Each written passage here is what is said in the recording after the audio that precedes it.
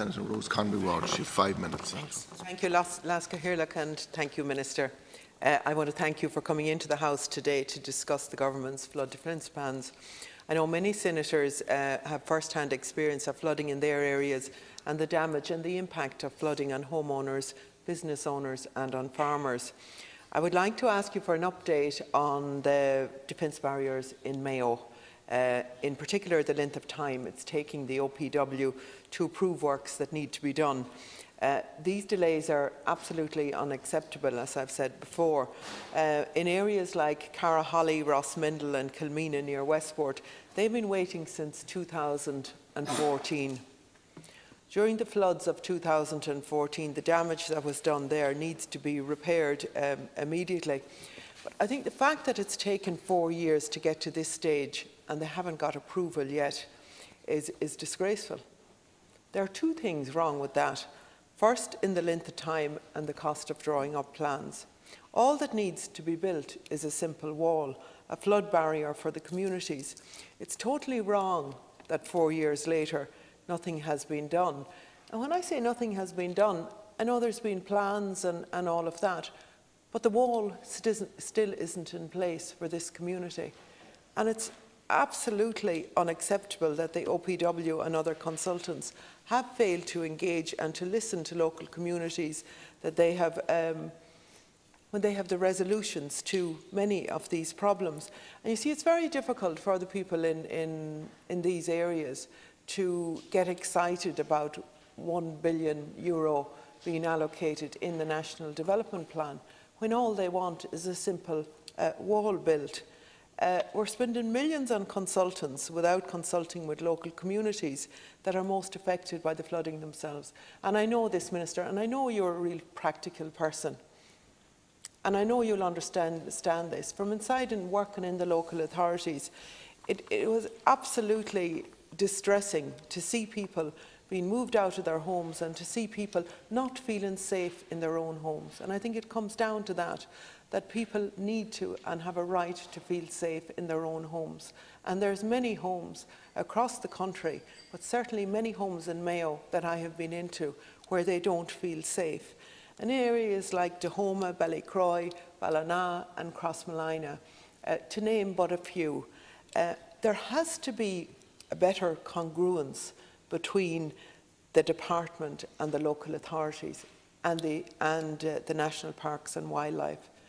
Because if we look, for instance, at farmers, they have their land, which is their main factor of productivity. And we have seen flood after flood, and it is hugely important that we look into the future, hugely important that we plan and that we make the commitments there around capital investment. But we have seen so many of these areas flooded, both on coastal flooding and on the river flooding, and the areas are still left there without protection. There's businesses that have absolutely spent their whole lives, and even the generations before them spent their whole lives in building up these businesses, and they live in fear that everything is going to be taken away from them. And indeed, from the flooding, you'll know, even you probably were in Crossmolina when you saw there the businesses that were absolutely ruined overnight. They have had to build those businesses up again to try and make a living for themselves, and they haven't been able to do that without the proper protections there.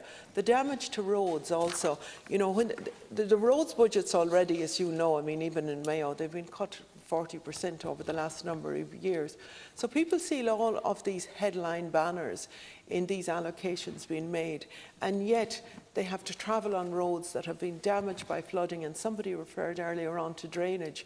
I mean, it's been hugely neglected in these areas where simple, and often it is the simple answers, and I feel that we make it absolutely complicated by consultants not consulting with the local communities and not keeping up the general repairs and the general drainage works that need to be done.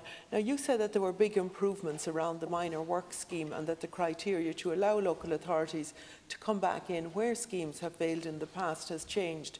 You also stated that it's now easier for them to get more funding to deal with the minor work schemes.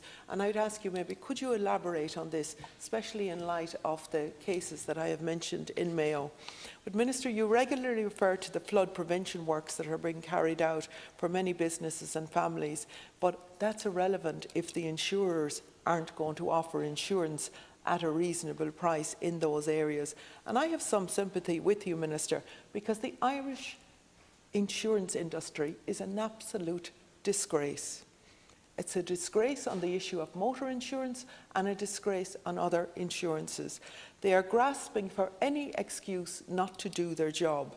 They want to offer insurance, yeah, absolutely. They want people to pay for insurance, but only on the basis that those same people will never need it. So consumers are paying the price of the recklessness of the insurance industry over the last decade or so. So I would request, Minister, for you to intercede with the Senior Minister for Public Expenditure and Reform to provide a money message to the Consumer Insurance Contracts Bill that Sinn Féin has before the Finance Committee that would greatly empower consumers against the insurers and the nonsense that they go on with. Climate change is the elephant in the room, as I said. We can plan for and predict something that the climate will look like when we're entering a period when it looks like the climate will be more unpredictable and extreme. But we need a maximum level of preparation, not just for fixing the problems we have, but for predicting tomorrow's future.